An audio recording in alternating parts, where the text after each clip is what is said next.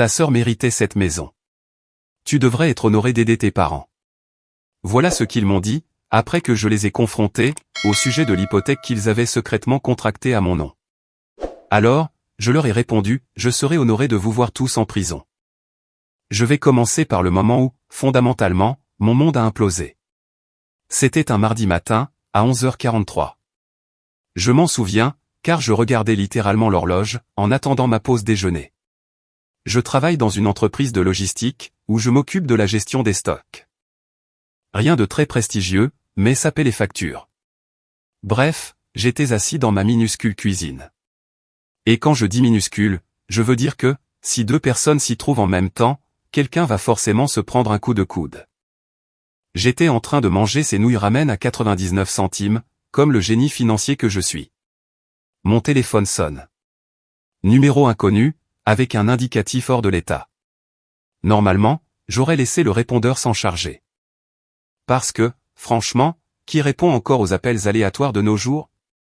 Mais je m'ennuyais, et je me suis dit, pourquoi pas, allô, ai-je dit, en ayant probablement l'air d'avoir la bouche pleine, car, eh bien, c'était le cas. Est-ce bien Nathan Reynolds? La voix était très professionnelle. Pas de « bonjour, comment allez-vous aujourd'hui ?» Directement droit au but. Oui, c'est moi. Ici Tracy, de Silver Oak Mortgage Servicing. Nous vous appelons, au sujet du solde impayé sur votre compte hypothécaire. Nous avons envoyé plusieurs avis à votre adresse, et nous n'avons reçu aucune réponse. J'ai littéralement arrêté de mâcher, en plein milieu d'une bouchée. Des nouilles pendaient de ma bouche, comme si j'étais une sorte de monstre de pâte confus. Attendez une seconde. Quelle hypothèque? Tracy n'a même pas fait de pause. L'hypothèque associée à la propriété, située au 412 Lavendey Drive, à Millbrook Heights. Votre nom y figure, en tant qu'emprunteur principal. Le solde actuel impayé s'élève à 463 117,83 €. Je ne plaisante même pas. J'ai commencé à rire. Un vrai rire, à gorge déployée. C'était tellement absurde, que j'ai cru que quelqu'un me faisait une blague. Madame, je pense que vous vous êtes trompée de Nathan Reynolds. Je loue un appartement de 55 mètres carrés, et mon lit est posé à même le sol. Ma plus grande décision financière, ce mois-ci, a été de savoir si j'allais acheter des macaronis au fromage de marque. Ou me contenter de la marque du magasin. Je ne possède même pas de canapé, encore moins une maison d'un demi-million. Tracy avait l'air d'avoir déjà entendu cette rengaine. Monsieur, je comprends votre confusion, mais j'ai besoin de vérifier certaines informations. Ensuite, Tracy a commencé à me demander mes informations personnelles. Numéro de sécurité sociale, date de naissance, nom de jeune fille de ma mère. Et tout correspondait. Absolument tout. Le prêt était réel, il était à mon nom, et il était en défaut de paiement. J'ai senti le sang se retirer de mon visage. Vous connaissez cette sensation, quand vous êtes sur le point de vous faire renverser par un camion, et que votre cerveau se met simplement à hurler? C'était moi. Mes mains sont devenues glacées, et j'ai dû mettre le téléphone sur haut-parleur, car je tremblais trop pour le tenir. Écoutez bien ceci. Environ 1 an et demi plus tôt, quelqu'un avait contracté une hypothèque, en utilisant mon identité. Ils avaient acheté une maison, dans une banlieue dont je n'avais jamais entendu parler, et avaient cessé de payer au bout de 10 mois. Le co-signataire, c'était mon père. C'est à ce moment-là que j'ai tout compris, et j'étais sur le point de perdre complètement la tête. Voyez-vous, voici ce que vous devez comprendre, à propos de ma famille. Je suis l'enfant du milieu. J'ai un grand frère, qui est fondamentalement parfait, et marié. Son amour d'université travaille dans la finance. Ils vivent dans une sorte d'immense maison de banlieue chic, avec leurs 2 enfants et demi, et un golden retriever. Et puis, il y a ma petite sœur, Rachel. Elle a 27 ans, soit 5 ans de moins que moi, et elle a toujours été la princesse de la famille, depuis le premier jour. Rachel est toujours en train de se chercher, professeur de yoga pendant 6 mois, puis coach de vie. Et ensuite, elle voulait devenir influenceuse. Elle porte toujours des vêtements de sport de créateur, et parle constamment de manifester ses rêves, et de s'aligner avec l'abondance. Mes parents ont financé son style de vie, depuis qu'elle a obtenu son diplôme universitaire en communication, diplôme dont elle ne s'est jamais servie. Pendant ce temps, moi, je travaille depuis l'âge de 16 ans. J'ai payé moi-même mes études, dans un collège communautaire. J'ai trouvé un travail décent, et je n'ai jamais demandé l'aumône. Je suis la personne responsable, qui n'a besoin d'aucune aide. L'enfant invisible, qui gère simplement ses propres problèmes, et qui ne dérange personne. Mais, apparemment, je n'étais pas assez invisible, pour les empêcher d'utiliser mon identité, dans le but d'acheter à Rachel la maison de ses rêves. J'ai raccroché au nez de Tracy, et j'ai immédiatement appelé mon père. Il a répondu comme il le fait toujours. Visiblement agacé, que quelqu'un ait osé interrompre sa retraite. Nat, quoi de neuf? As-tu co-signé une hypothèque, avec mon nom dessus? Un silence de mort. Le genre de silence qui est si lourd, qu'il vous fait bourdonner les oreilles. Pourquoi penserais-tu une chose pareille, a-t-il fini par demander. Mais il a parlé beaucoup trop vite, comme s'il avait répété cette réponse. Parce que la banque vient juste de m'appeler, à propos d'une maison que je possède apparemment. Et devine quel nom figure dessus, en tant que co-signataire? Encore du silence. Puis il a dit, écoute, calme-toi. Ce n'est pas si grave. Pas si grave. Ma voix est montée d'environ 3 octaves. Vous avez utilisé mon identité, pour acheter une maison. C'est littéralement une fraude. Elle avait besoin d'aide, a-t-il répondu, comme si cela expliquait tout. De l'aide? Vous m'avez inscrit pour un prêt de 463 000 €, sans même me le demander. C'est alors que je l'ai entendu, en arrière-plan. La voix de Rachel, toute paniquée et chuchotante. Bien sûr, elle était là.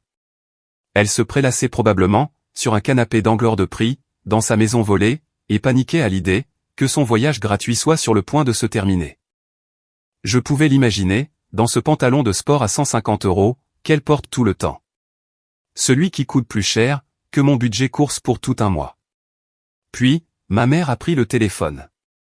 Eh bien, tu n'utilisais pas ton crédit, pourquoi que ce soit d'important de toute façon? J'ai dû m'asseoir. J'étais tellement abasourdi, que je n'arrivais plus à formuler un seul mot. Il parlait de mon crédit, comme s'il s'agissait d'une ressource familiale, qu'ils pouvaient simplement emprunter quand bon leur semblait. Comme si mon avenir financier, n'était que leur tirelire personnel. Plus tard, et c'est la partie qui m'a donné envie de tout brûler, j'ai découvert comment ils avaient fait. Ils avaient utilisé un vieux formulaire de procuration. Un document que j'avais signé quand j'avais 18 ans, pour que mon père puisse m'aider, à faire appel d'un problème de prêt étudiant. Ils l'avaient conservé pendant plus d'une décennie, et l'avaient utilisé pour falsifier ma signature, sur les documents de l'hypothèque. Quand j'ai consulté mon dossier de crédit ce soir-là, il ressemblait à une zone de guerre. Retard de paiement, recouvrement, procédure de saisie immobilière.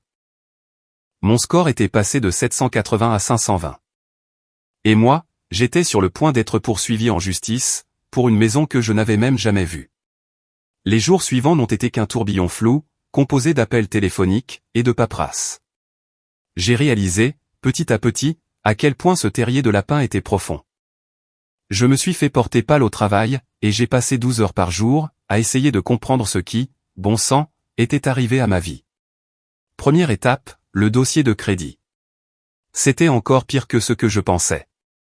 Non seulement il y avait l'hypothèque, mais il y avait aussi 3 cartes de crédit, ouvertes à mon nom, au cours des 2 dernières années. Toutes plafonnées, tout en défaut de paiement. Quelqu'un avait fait la belle vie sur mon crédit, pendant que moi, je mangeais des nouilles ramen, et que je prenais le bus pour aller travailler. J'ai déposé des signalements d'usurpation d'identité, auprès des 3 agences d'évaluation du crédit. J'ai gelé mon crédit, et j'ai envoyé des lettres de mise en demeure, à chaque agence de recouvrement qui me harcelait. L'ensemble du processus, c'était comme naviguer dans un cauchemar bureaucratique, conçu par des sadiques. Des temps d'attente au téléphone, qui duraient plus longtemps que certains films. Des transferts, après des transferts, vers des services qui n'existaient même pas. À un moment donné, j'ai passé 45 minutes à expliquer ma situation à un type. Un type qui n'arrêtait pas de me demander, si j'étais sûr de ne pas avoir simplement oublié, que j'avais acheté une maison. Mais oui, mon gars. J'ai absolument oublié, que j'avais dépensé un demi-million dans l'immobilier, alors que je suis ici, à compter mes pièces de monnaie pour payer la laverie. Mais voici le problème. La banque avait toujours ma signature dans ses dossiers. Une signature que ma propre famille avait falsifiée. Alors, j'ai fait ce que n'importe quelle personne raisonnable aurait fait. J'ai commencé à enquêter. Il s'est avéré que Rachel n'avait pas seulement emménagé dans cette maison. Elle publiait des choses à ce sujet, sur les réseaux sociaux, depuis plus d'1 an. Des stories Instagram depuis sa maison de rêve. Des publications Facebook sur la vie avec gratitude. Des vidéos TikTok exhibant son dressing. Elle avait toute une série de stories à la une, intitulée Objectif de maison. On l'y voyait poser, devant des plans de travail en granit, et un îlot de cuisine, qui coûtait plus cher que ce que je gagne en 6 mois. Mais voici ce qui m'a vraiment mis hors de moi. Pendant que je recevais des appels de recouvrement, et des avis de saisie immobilière, elle organisait des fêtes. Des soirées vins avec ses amis du yoga, des cercles de manifestation dans le salon. Elle a même organisé un atelier de tableau de vision, où elle faisait payer aux gens 200 € pour découper des photos dans des magazines. Et tout cela, dans sa maison volée. L'audace était tout simplement irréelle. J'ai commencé à creuser plus profondément. J'ai appelé la société de crédit hypothécaire, en faisant semblant de vouloir vérifier des informations. J'ai découvert que la demande indiquait un revenu annuel de 147 000 € me concernant. Je n'ai jamais gagné plus de 63 000 € de ma vie. La vérification d'emploi affirmait que j'étais directeur principal des opérations, dans une entreprise dont je n'avais jamais entendu parler. Donc, non seulement ils avaient volé mon identité, mais ils avaient aussi complètement fabriqué l'intégralité de mon profil financier, afin de se qualifier pour le prêt. Mais attendez, il y a mieux. Je suis passé en voiture devant la maison un week-end, juste pour voir ce qu'un demi-million d'euros, sur mon crédit ruiné, avait permis d'acheter. C'était dans l'un de ces nouveaux lotissements, où toutes les maisons se ressemblent exactement. Là où le syndicat de copropriété vous donne probablement une amende, si vous avez la mauvaise nuance de beige sur votre boîte aux lettres. C'était une grande maison moderne, avec ses immenses fenêtres, qui crie « J'ai plus d'argent que de bon sens ». La Mercedes blanche de Rachel était dans l'allée, car, bien sûr, elle l'était. Je suis resté assis là pendant peut-être 10 minutes, à simplement fixer cette maison. Une maison qui était techniquement la mienne, mais que je ne pourrais jamais me payer. Je regardais ma sœur, vivre sa meilleure vie, à mes frais. Une joggeuse est passée en courant. Une de ces mères de famille stéréotypées, vêtue d'une tenue de sport de créateur, qui coûtait probablement plus cher que la mensualité de ma voiture. Elle m'a jeté un regard suspect, comme si j'étais en train de faire du repérage pour un cambriolage. Si seulement elle savait que j'étais le gars qui payait, en réalité, pour la moitié des maisons de ce quartier, par le biais d'une usurpation d'identité.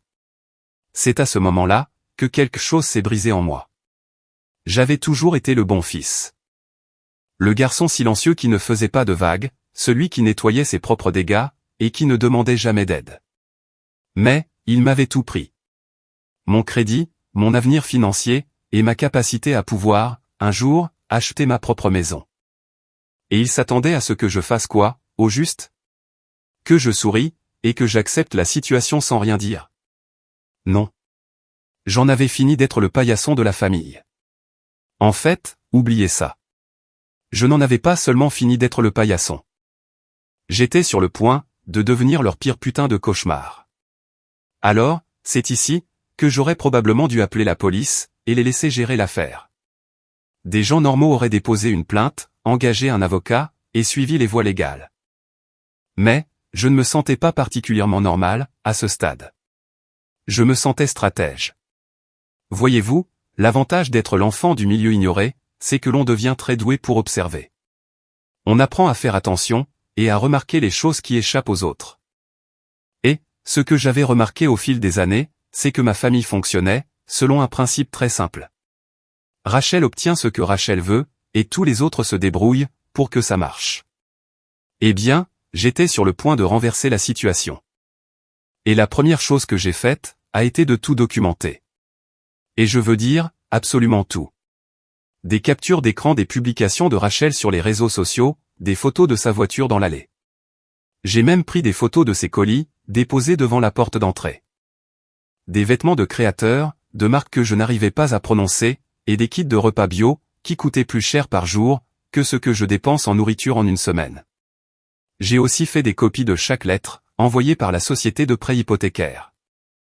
J'ai commencé une feuille de calcul, pour suivre chaque paiement, chaque pénalité de retard, et chaque avis de recouvrement. Je montais un dossier, comme si j'étais le FBI aux trousses d'un chef de la mafia. Honnêtement, cette feuille de calcul était thérapeutique. Des onglets avec des codes couleurs, des données croisées, et des liens hypertextes vers les documents justificatifs. Mes collègues auraient été impressionnés. Je n'avais jamais été aussi organisé pour quoi que ce soit, de toute ma vie. Mais je suppose que rien ne vous motive autant qu'une fureur justifiée, couplée à la perspective d'une ruine financière. Cependant, j'avais besoin d'aide. D'une aide professionnelle.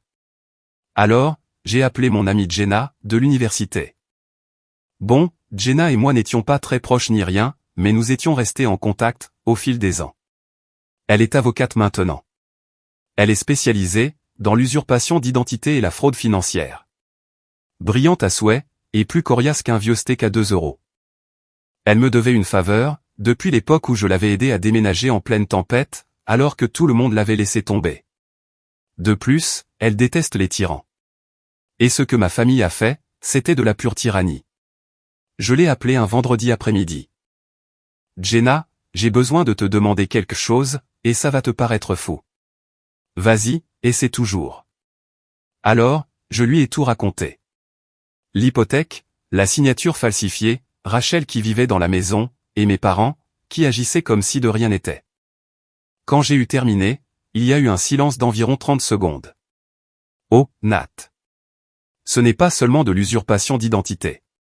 C'est de la fraude, à de multiples niveaux. Depuis combien de temps cela dure-t-il? Environ 18 mois, et elle vit toujours dans la maison. Rachel publie des photos de l'endroit sur Instagram, comme si elle était une sorte d'influenceuse mode de vie. Jenna a ri, mais ce n'était pas un rire joyeux. C'était le genre de rire que font les avocats, quand ils sentent l'odeur du sang dans l'eau. Oh, nous allons les enterrer. Peux-tu passer lundi? Apporte tout ce que tu as. Le lundi ne pouvait pas arriver assez vite. J'ai été rapide. Le bureau de Jenna se trouve en centre-ville. C'est l'une de ces tours de verre, qui vous donne l'impression d'être important, rien qu'en traversant le hall.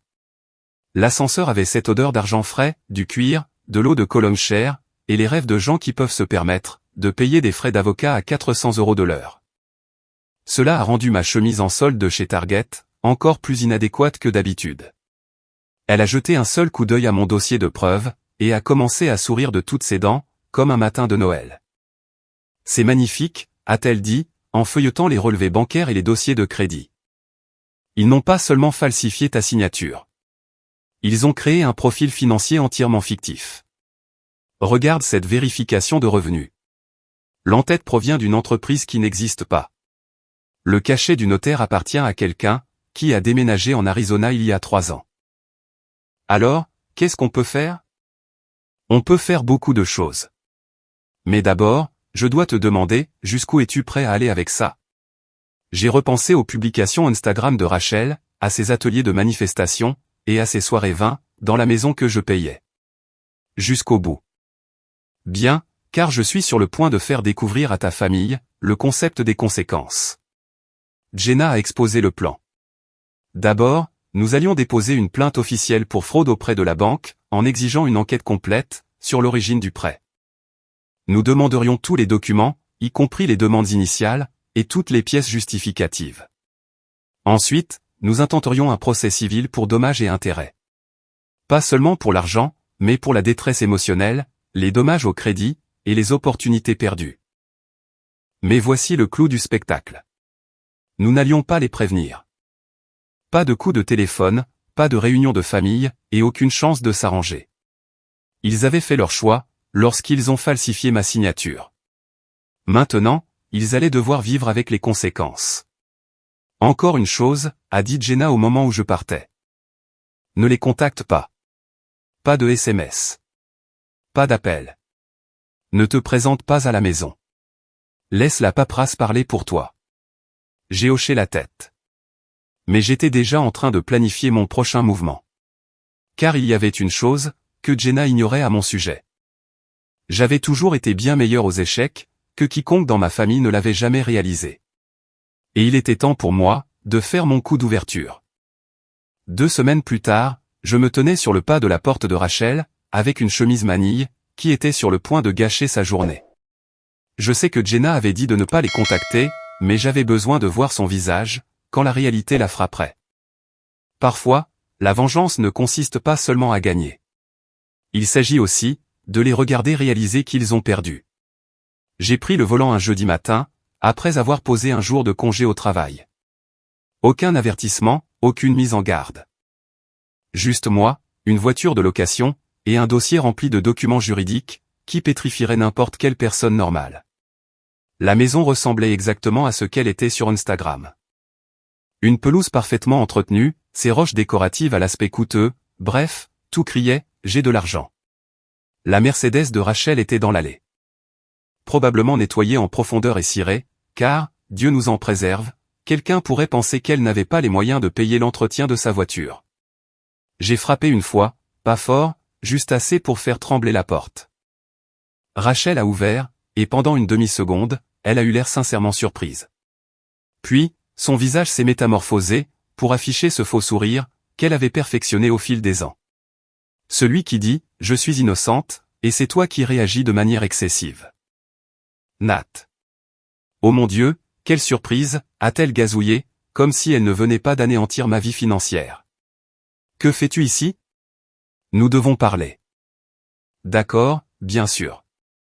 Entre. Tu veux boire quelque chose? Je viens juste de préparer cet incroyable latte au curcuma, qui est censé réduire l'inflammation, et aligner tes chakras. J'avais envie de frapper quelque chose, de préférence son visage, mais j'ai gardé une voix calme. Je suis ici au sujet de l'hypothèque. Son sourire a vacillé, juste un tout petit peu. Quelle hypothèque? Celle que vous avez contractée en mon nom, pour cette maison. Celle qui est actuellement en cours de saisie. Oh, ça. Elle a ri. Elle a réellement ri. C'était l'idée de maman et papa. Et de toute façon, tu n'utilisais ton crédit pour rien. Alors, c'est quoi le problème? Le problème. Quel était le problème? Je suis entré, et j'ai immédiatement eu envie de brûler cet endroit. On aurait dit qu'un tableau Pinterest avait explosé. Des plantes artificielles partout, parce que, Dieu nous en préserve, elles pourraient devoir arroser quelque chose. Ces panneaux en bois, avec des citations inspirantes stupides du genre « vivre, rire, aimer, et béni au-delà de toute mesure ». Sans oublier une bannière, au-dessus de l'évier de la cuisine, qui disait « onde positive seulement ». La putain d'ironie était plus épaisse que le lait de coco bio, dans son réfrigérateur de créateur. L'endroit tout entier hurlait « je regarde trop d'émissions de décoration à la télé, et je n'ai aucune vraie personnalité ». Des murs gris, des meubles blancs, et ces stupides coussins décoratifs, qui coûtent 80 € pièce, et ne servent absolument à rien. C'était comme traverser la salle d'exposition d'un magasin de meubles, où quelqu'un sans aucun goût, aurait eu de l'argent illimité à gaspiller. Le problème, ai-je dit, en sortant mon dossier, c'est que tu as commis une fraude. De multiples crimes, en réalité. J'ai étalé le contenu du dossier, sur sa parfaite table basse blanche. Relevé bancaire, rapport de crédit, documents légaux, et mon petit préféré, une lettre de mise en demeure, du cabinet d'avocat de Jenna. Les yeux de Rachel se sont écarquillés. Qu'est-ce que c'est que toutes ces preuves? Des copies de la demande de prêt hypothécaire falsifiée. Des documents prouvant la fausse vérification de revenus.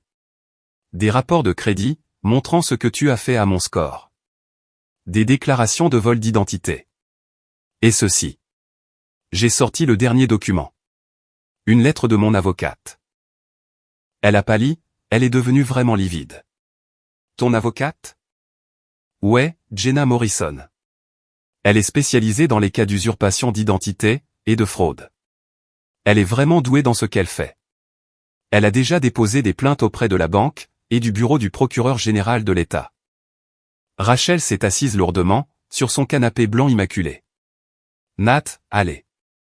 Nous sommes une famille. La famille, ça ne falsifie pas les signatures des uns et des autres, pour des prêts d'un demi-million d'euros. C'est à ce moment-là, que mes parents sont entrés. Un timing parfait, vraiment. Ils avaient probablement écouté depuis le couloir, en essayant de trouver comment tourner la situation à leur avantage. Nathan, a commencé ma mère, en utilisant cette voix déçue, qu'elle avait perfectionnée au fil des ans. De quoi s'agit-il? Il s'agit de l'hypothèque que vous avez aidé Rachel à contracter en mon nom. Celle qui a détruit mon crédit et qui me rend responsable de plus de 463 000 €. Mon père a croisé les bras, utilisant cette pose d'intimidation qui fonctionnait quand j'avais 12 ans, mais qui, maintenant, semblait juste pathétique. Doucement, doucement, attends un peu. Cette histoire prend des proportions démesurées. C'était censé être temporaire. Temporaire? J'ai ri. Ça fait 18 mois. La maison est en cours de saisie. Mon score de crédit a chuté de 260 points. En quoi est-ce exactement temporaire? Nous allions te le dire, a affirmé ma mère. Quand? Quand le shérif se serait pointé, pour saisir mes biens imaginaires. Rachel a finalement retrouvé sa voie. Je n'ai pas les moyens de refinancer. Mon crédit n'est pas assez bon. Ce n'est plus mon problème, ai-je rétorqué. J'ai commencé à ramasser les papiers. Vous voyez, voici ce qui va se passer. Jenna va intenter une action au civil la semaine prochaine. Nous allons réclamer des dommages et intérêts, le montant du prêt, les frais de justice, les coûts de réparation du crédit, et la détresse émotionnelle. La banque mène une enquête complète sur les documents frauduleux, et le procureur général de l'État examine de potentielles poursuites pénales. La pièce est devenue silencieuse comme une tombe. La bouche de mon père s'ouvrait et se fermait, comme celle d'un poisson. Ma mère avait l'air sur le point de pleurer. Rachel, elle, me fixait, comme s'il m'avait poussé une deuxième tête. Tu ne peux pas être sérieux, a fini par lâcher mon père. Mortellement sérieux. Vous vous êtes servi de moi. Vous avez falsifié ma signature. Vous avez ruiné mon crédit, pour acheter à Rachel une maison qu'elle ne pouvait pas se permettre. Et ensuite, vous vous attendiez à ce que je fasse quoi, exactement? Que je souris, et que je paie pour ça. Je me suis dirigé vers la porte, puis je me suis arrêté. Oh, et Rachel. Belle publication Instagram, au fait. Ça aide vraiment à prouver que tu vis ici en toute connaissance de cause, et de ton plein gré. Jenna va les adorer. Je suis sorti, et je n'ai pas regardé en arrière. Mais, à travers la porte, je pouvais entendre Rachel commencer à pleurer. Bien. Il était sacrément temps. Vous savez ce qu'on dit, à propos de la vengeance. C'est un plat qui se mange froid. Mais ce qu'on ne vous dit pas, c'est à quel point il est satisfaisant, de regarder tout s'effondrer en temps réel. 3 jours après ma petite visite, Rachel m'a appelé 6 fois. Je n'ai pas répondu. Puis sont arrivés les textos. Nat, s'il te plaît, rappelle-moi. Nous devons parler de ça. La banque a appelé. Il pose toutes sortes de questions. Maman a des douleurs à la poitrine. Tu es littéralement en train de lui provoquer une crise cardiaque. D'accord, sois un con, mais ce n'est pas fini. J'ai pris des captures d'écran de tout cela, et je les ai transférées à Jenna. Preuve de harcèlement continu, et de manipulation par la culpabilité, a-t-elle déclaré. Continue à me les envoyer. La semaine suivante, les choses ont commencé à devenir vraiment intéressantes. Vous voyez, Jenna avait une amie, Alicia, qui travaillait au service de conformité pour Silver Oak Mortgage. La même entreprise, qui était sur le point de saisir la maison de rêve de Rachel. Alicia ne pouvait pas nous donner d'informations internes, mais elle pouvait s'assurer que notre plainte pour fraude reçoive l'attention qu'elle méritait. Et bon sang, elle en a reçu de l'attention. Il s'avère que, lorsque vous déposez une plainte pour fraude, avec suffisamment de preuves pour ensevelir une petite ville, les banques en prennent note. Silver Oak a lancé une enquête interne complète, sur l'origine du prêt. Ils ont ressorti tous les documents, interrogé chaque employé ayant touché à la demande, et ont commencé à poser des questions très inconfortables. Comme par exemple, comment un coordinateur logistique, avec un salaire de 63 000 €, a-t-il pu se qualifier pour un prêt hypothécaire de 463 000 €? Le calcul ne tient même pas la route, même en y ajoutant mon excellent crédit de l'époque. Les banques ont ces petites choses, appelées ratios d'endettement, qui empêchent les gens normaux d'obtenir des prêts qu'ils ne peuvent pas se permettre. Apparemment, mon alter ego fictif gagnait suffisamment d'argent pour se moquer de ce genre de préoccupations banales. Et pourquoi la vérification des revenus était-elle imprimée sur l'entête d'une entreprise qui n'existait pas? J'avais même cherché le nom de l'entreprise sur Google, Pinacle Logistique Solutions. 0 résultat. Pas même un site web provisoire, ou une page LinkedIn. Ils avaient littéralement inventé une entreprise, juste pour m'escroquer, et faire de moi un propriétaire. Et qui diable était ce notaire, qui était censé avoir été témoin de ma signature, mais qui vivait en Arizona depuis 3 ans? Plus il creusait, plus la situation empirait pour ma famille. Les faux documents de revenus, la fausse procuration, les antécédents professionnels complètement inventés. C'était une fraude si évidente, qu'un aveugle aurait pu la voir. Mais voici ma partie préférée. Vous vous souvenez de ces cartes de crédit, qui avaient été ouvertes à mon nom? Il s'est avéré que Rachel les utilisait comme son distributeur automatique personnel. Des vêtements de créateur, des soins en spa, et ces stupides retraites de manifestation. Elle avait accumulé plus de 40 000 € de dettes, réparties sur 3 cartes, le tout à mon nom. Et ce, tout en publiant des posts, sur la liberté financière sur les réseaux sociaux. Les reçus étaient fous. 400 € pour un truc appelé nettoyage énergétique Reiki. 200 € pour une thérapie à l'eau infusée de cristaux. Un débit de 1500 € pour un endroit appelé retraite d'éveil du féminin sacré, où, apparemment, vous payez des prix exorbitants, pour vous asseoir en cercle et parler de vos sentiments, tout en mangeant des collations bio hors de prix. Dans le cadre du procès civil, Jenna a assigné à comparaître ses relevés bancaires. Ce qu'ils ont montré, était magnifique. Rachel n'était pas seulement fauchée. Elle perdait de l'argent de façon incontrôlable, comme une borne d'incendie ouverte. Des entraîneurs personnels, des coachs de vie, un truc appelé thérapie de guérison par les cristaux, qui coûtait 300 € la séance. Et, ma petite trouvaille préférée, une retraite à 7000 €, intitulée « Manifestez votre mentalité de millionnaire ».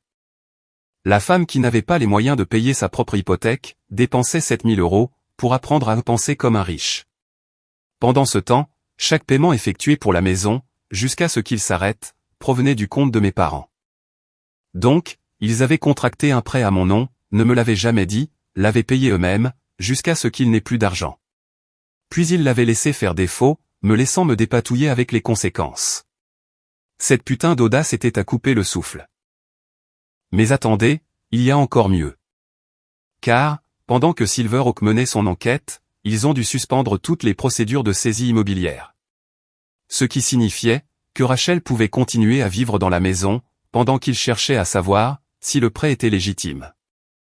Alors, bien sûr, elle a décidé que tout cela finirait par se tasser. Elle a continué à publier, sur Instagram, des citations inspirantes sur le fait de traverser les tempêtes de la vie, et de rester alignée avec l'abondance dans les moments difficiles. Elle a même fait un direct entier sur Instagram, sans la moindre trace d'ironie, pour expliquer comment l'énergie négative des membres de la famille pouvait bloquer vos manifestations. Elle a continué à organiser ses petites fêtes. Des soirées vin, où elle et ses amis, tout aussi délirantes, buvaient des bouteilles à 30 € et discutaient de leur parcours de vie. Elle a même lancé une cagnotte GoFundMe, pour des frais juridiques imprévus. Une cagnotte dans laquelle elle se dépeignait, comme la victime d'un malentendu familial. La description du GoFundMe était un véritable chef-d'œuvre de délire. Bonjour, belles âmes. Comme beaucoup d'entre vous le savent, je traverse une période difficile. Avec des drames familiaux qui affectent ma situation de logement. Certaines personnes ne comprennent pas le pouvoir de la manifestation et de l'abondance. Elles essaient d'utiliser des tactiques légales, pour bloquer mes bénédictions. Tout soutien serait profondément apprécié. Pendant que je navigue dans ce voyage difficile. Je ne plaisante pas. Elle a littéralement financé sa défense juridique par le public, pour avoir commis une fraude contre son propre frère. Et des gens ont fait des dons. Apparemment, il existe toute une communauté d'idiots, qui croient que la responsabilité financière, n'est rien d'autre qu'une autre forme de pensée négative. C'est à ce moment-là, que j'ai su qu'elle n'avait toujours pas compris. Elle pensait, qu'il ne s'agissait que d'un énième pétrin, que papa et maman allaient réparer. Un autre problème, qui disparaîtrait de lui-même, si elle l'ignorait suffisamment longtemps. Elle était sur le point d'apprendre à quel point elle avait tort. Car, Jenna n'était pas restée les bras croisés, pendant que Rachel tentait, de se manifester une porte de sortie face aux conséquences. Jenna était en train de monter un dossier, qui ferait pleurer de joie n'importe quel procureur. Elle a tout documenté. Les signatures falsifiées, la fausse vérification de revenus, les demandes de crédit frauduleuses. Elle avait interrogé des témoins, rassemblé des preuves, et préparer une action aux civils, tellement inattaquable qu'elle pourrait survivre à une explosion nucléaire. Mais le clou du spectacle, c'est qu'elle avait aussi tout envoyé au bureau du procureur de district. Parce que l'usurpation d'identité, ce n'est pas seulement une affaire civile. C'est un crime. Et quand vous volez plus d'un demi-million d'euros, en utilisant l'identité de quelqu'un d'autre, les procureurs ont tendance à prendre cela très personnellement. La plainte au pénal est passée un mardi. Dès le vendredi, Rachel avait 2 inspecteurs à sa porte, lui posant des questions très précises, sur la fraude hypothécaire et l'usurpation d'identité. Je l'ai découvert parce qu'elle m'a appelé en sanglotant, me suppliant de faire arrêter tout ça. J'ai laissé le répondeur s'en charger. Puis, j'ai fait écouter le message à Jenna, pendant que nous prenions un café. Ce son, a dit Jenna, en remuant son latte. C'est le son des conséquences, qui la rattrape enfin. J'ai souri. Nous ne faisions que commencer. L'enquête criminelle a avancé plus vite que je ne le pensais. Il s'avère que, lorsque vous remettez au procureur une affaire gagnée d'avance, avec plus de preuves qu'ils ne savent qu'en faire, ils ne perdent pas de temps. L'inspectrice Martinez m'a appelé, un lundi matin. Professionnel, direct, et sans fioriture. Monsieur Reynolds, nous avons examiné les preuves que vous avez fournies concernant l'hypothèque frauduleuse. Nous aimerions que vous veniez faire une déclaration officielle. Le meilleur lundi de ma vie. Le commissariat de police était exactement comme on peut se l'imaginer. Des lumières fluorescentes, du café rassis, et cette odeur étrange, mi-désinfectant, mi-désespoir. L'inspectrice Martinez m'a conduit dans une petite salle d'interrogatoire et a installé un enregistreur numérique. Racontez-moi simplement ce qui s'est passé, a-t-elle dit. Depuis le début. C'est donc ce que j'ai fait. L'appel téléphonique de la banque, la découverte de l'existence de la maison. La découverte des documents falsifiés, et Rachel, faisant la belle vie pendant que mon crédit partait en fumée. L'inspectrice Martinez prenait des notes, posait des questions pour clarifier, et hochait la tête au bon moment. C'est assez clair et direct, a-t-elle affirmé, quand j'ai eu terminé. Votre sœur et vos parents ont commis de multiples crimes. Usurpation d'identité, fraude hypothécaire, dépôt de faux documents. Les preuves que vous avez fournies sont accablantes. Que se passe-t-il maintenant? Nous terminons notre enquête, et nous présentons l'affaire au procureur du district. Compte tenu des montants en jeu, nous sommes face à des accusations sérieuses. Votre sœur risque 10 à 15 ans de prison, si elle est reconnue coupable de tous les chefs d'accusation. 10 à 15 ans. Pendant une seconde, je me suis presque senti mal. Presque. Puis je me suis souvenu du post Instagram publié par Rachel, la semaine précédente. Un selfie devant sa maison, avec la légende « reconnaissante pour l'abondance qui coule dans ma vie ». Béni. Magie de la manifestation, les rêves deviennent réalité. Le sentiment de culpabilité est vite passé. Alors que l'affaire pénale se montait, le volet civil avançait tout aussi vite. Jenna avait déposé notre plainte la semaine précédente, et l'huissier de justice avait remis les documents à Rachel et à mes parents, le jour même où les inspecteurs s'étaient présentés chez eux. Vous auriez dû entendre le message vocal que Rachel m'a laissé ce soir-là. Je parle de 6 minutes de sanglots hystériques, de menaces, de culpabilisation, et de ce que je ne peux décrire que comme une véritable crise de nerfs. Tu es en train de détruire notre famille. Comment peux-tu faire ça à ta propre sœur? Maman est à l'hôpital à cause de toi. Papa parle de te déshériter. Tout ça pour de stupides papiers. Je te déteste. Je te déteste, bon sang. Je l'ai sauvegardé. Jenna a dit que c'était une excellente preuve d'intimidation et de harcèlement. Mais, la vraie partie de plaisir a commencé lorsque la banque a terminé son enquête. Silver Oak n'a pas seulement déterminé que le prêt était frauduleux. Ils ont sorti l'artillerie lourde. Ils ont exigé le remboursement immédiat de l'intégralité du solde, plus les pénalités. Comme cela ne s'est pas produit, ce qui est choquant, je sais, ils ont accéléré les procédures de saisie immobilière. Et ils ont poursuivi Rachel et mes parents, pour obtenir des dommages et intérêts. Il s'avère que les banques n'aiment vraiment pas qu'on en fasse des participants involontaires à une fraude hypothécaire. Qui l'eût cru? Rachel a essayé de refinancer le prêt en son propre nom. Son score de crédit était de 531. Même les entreprises de prêt sur salaire se sont moquées de sa demande. Elle a essayé de vendre la maison. Mais voici le problème, avec les maisons achetées avec des prêts frauduleux. Le titre de propriété devient un véritable bazar, lorsque les avocats s'en mêlent. Aucun acheteur légitime n'y toucherait. Alors, elle a fait ce que les personnes pourri gâtées font toujours, quand la réalité les frappe de plein fouet. Elle s'est entêtée. Elle a engagé son propre avocat. Un avocat de centre commercial de pacotille, qui avait probablement obtenu son diplôme, dans une pochette surprise. Ce type a réellement eu le culot, d'argumenter que j'avais implicitement consenti au prêt, en ne surveillant pas d'assez près, mes rapports de crédit. Ouais. Le fait que ma sœur vole mon identité, était en quelque sorte de ma faute, parce que je ne l'avais pas prise la main dans le sac assez vite. Jenna l'a éviscérée au tribunal. Et quand je dis éviscérée, je veux dire qu'elle l'a transformée, en viande hachée juridique. Elle a présenté nos preuves de manière méthodique, professionnelle, et avec le genre de précision froide, qui pousse l'avocat de la partie adverse, à remettre en question ses choix de vie. Le juge n'a pas été impressionné, par l'argument du consentement implicite, ni par la défense du désaccord familial. Et encore moins, par le témoignage larmoyant de Rachel, expliquant comment elle avait honnêtement cru, avoir la permission d'utiliser mon crédit. Il a été particulièrement peu impressionné, lorsque Jenna a diffusé la vidéo GoFundMe de Rachel. Celle où, elle décrivait toute l'affaire comme un simple malentendu, alors qu'elle était assise dans la maison obtenue frauduleusement, vêtue d'une tenue de yoga à 300 €, achetée avec mes cartes de crédit volées. Mademoiselle Reynolds, a déclaré le juge. L'ignorance n'est pas une défense valable pour une fraude criminelle. Et ce tribunal ne reconnaît pas la manifestation, comme une stratégie de planification financière légitime. J'ai failli applaudir. Le jugement civil nous a accordé tout ce que nous avions demandé, et même plus. 267 000 € de dommages et intérêts, couvrant le solde du prêt, les frais de justice, les coûts de réparation du crédit, et la détresse émotionnelle. Sans oublier les intérêts.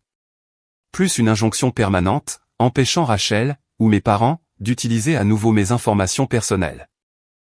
Le juge a spécifiquement noté, que les dommages-intérêts pour détresse émotionnelle étaient justifiés, compte tenu de la nature délibérée et malveillante de la fraude, commise par les membres de la famille, à l'encontre du plaignant. Même le système judiciaire reconnaissait, que ce n'était pas seulement un vol. C'était une trahison, au niveau le plus profond.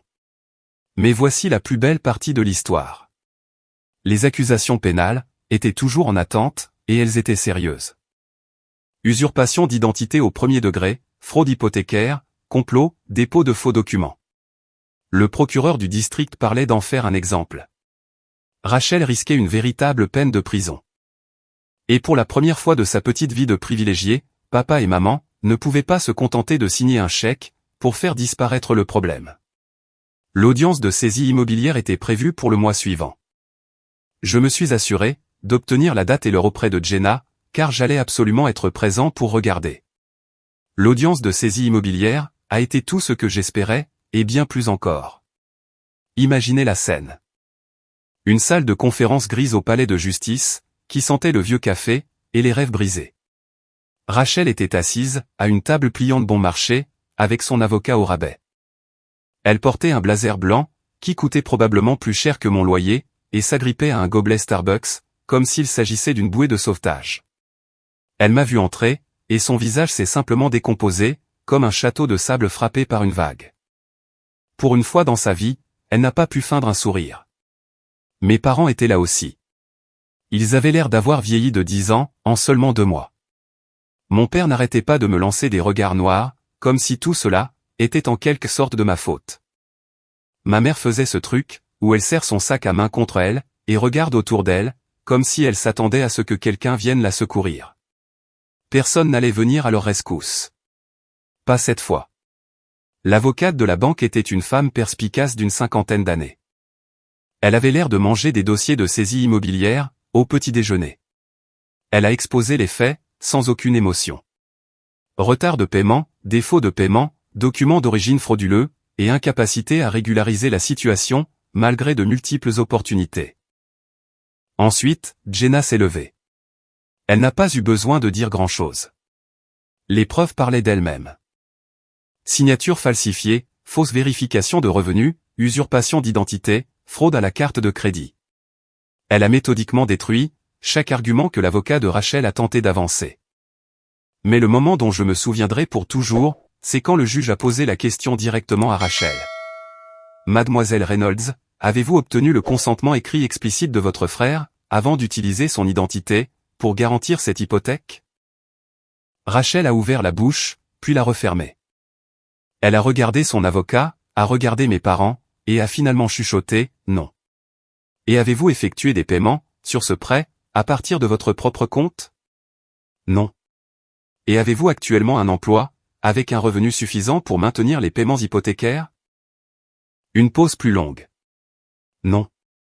Le juge a hoché la tête, et a pris quelques notes. La saisie immobilière se poursuivra, comme prévu. La propriété sera vendue aux enchères publiques, dans 30 jours. Monsieur Nathan Reynolds est, par la présente, libéré de toute responsabilité, dans l'attente de la résolution de l'affaire de fraude criminelle. Il a regardé directement Rachel. Mademoiselle Reynolds, je vous suggère fortement de chercher un conseiller juridique, concernant les accusations pénales en attente. Ce tribunal a vu suffisamment de preuves de fraude délibérée, pour recommander des poursuites, dans toute la mesure permise par la loi. Rachel s'est mise à pleurer. Pas ces jolies larmes, dont elle se servait pour manipuler les gens. Mais des sanglots laids, et désespérés. Sa vie parfaite sur Instagram, était littéralement mise aux enchères, pièce par pièce. Mon père a essayé de me coincer, à la sortie du palais de justice. Tu n'étais pas obligé de faire ça. Nous aurions pu trouver un arrangement. C'est vrai, nous l'aurions pu. Ai-je approuvé? Il y a 18 mois, avant que tu ne falsifies ma signature, et que tu ne ruines mon crédit. C'est ta sœur. Et tu es mon père. Mais ça ne t'a pas empêché, de me jeter sous le bus, pour la sauver elle. Ma mère pleurait à chaudes larmes maintenant, d'une manière vraiment moche. Comment peux-tu être aussi cruel? Nous t'avons mieux élevé que ça. Je l'ai regardé, pendant un long moment. Non, c'est faux. Vous m'avez élevé pour être silencieux et reconnaissant, pendant que Rachel obtenait tout ce qu'elle voulait. Vous m'avez élevé pour que je nettoie les dégâts des autres. Et que je ne demande jamais rien pour moi-même. Mais vous savez quoi? Vous ne m'avez pas élevé pour être un paillasson. Rachel n'avait pas dit un mot, pendant tout cet échange. Elle se tenait simplement là, dans son blazer hors de prix. Du mascara coulait sur son visage. Elle avait l'air de voir son monde s'effondrer, tout simplement parce que c'était le cas. La maison a été vendue aux enchères, 3 semaines plus tard. Un investisseur l'a achetée pour 380 000 €. Une véritable affaire, honnêtement. Mais c'est ce qui arrive, lorsque des propriétés sont assombries par des nuages juridiques. Rachel a dû être expulsée physiquement par le département du shérif. Elle s'était barricadée à l'intérieur, en invoquant les droits des squatteurs. Je n'étais pas là pour cette partie-là. Mais, l'ami du cousin de mon voisin, a posté la vidéo sur TikTok. Elle est devenue virale au niveau local. Une influenceuse traînait hors de sa maison de rêve saisie. Ça a fait quelque chose comme 200 000 vues. Le procès pénal a duré 8 mois. Rachel a plaidé coupable, pour éviter une peine de prison. Mais elle a quand même écopé de 3 ans de mise à l'épreuve, de 500 heures de travaux d'intérêt général, et d'un casier judiciaire pour crimes graves, qui la poursuivra pour toujours. Mes parents ont écopé de 2 ans de mise à l'épreuve chacun, en tant que co-conspirateurs. Quant au jugement civil, je n'en ai toujours pas vu la couleur d'un seul centime. Rachel est fauchée. Mes parents ont vendu leur appartement de retraite, pour payer les avocats. Et on ne peut pas tirer du sang d'une pierre. Mais ce n'est pas grave. Je ne me suis jamais attendu à encaisser cet argent. J'ai obtenu quelque chose de bien meilleur. J'ai récupéré ma vie. Mon score de crédit est remonté à 720. J'ai acheté un petit appartement le mois dernier.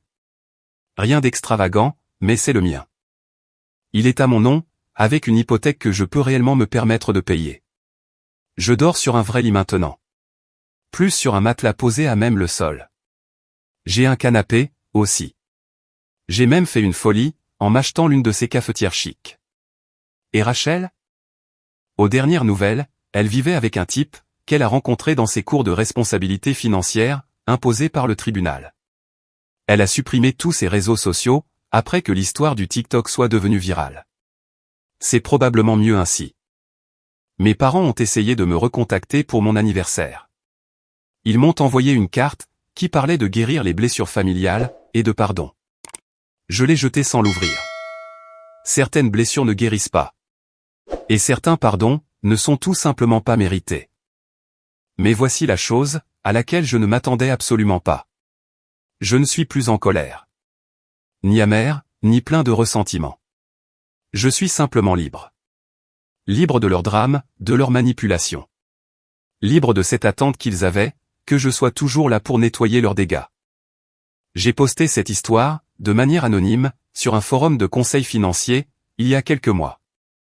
Évidemment, elle a fait le buzz. J'ai reçu des centaines de commentaires, de la part de personnes ayant vécu des histoires similaires. Des parents qui ont détruit le crédit de leurs enfants. Des frères et sœurs, qui ont commis des fraudes. Des familles, qui ont enseigné la honte, au lieu de la responsabilité. C'était ça, la véritable victoire. Pas le procès, pas les accusations pénales, pas même de voir Rachel se faire traîner hors de sa maison, par les adjoints du shérif. C'était de réaliser, que je n'étais pas seul. Et que toutes ces autres personnes, qui avaient été utilisées et manipulées par leur propre famille, ne l'étaient pas non plus. Parfois, la meilleure des vengeances, n'est pas la destruction. C'est juste refuser d'être une victime, un jour de plus. En fait, oubliez ça. Parfois, la meilleure des vengeances, c'est la destruction, et le refus d'être une victime.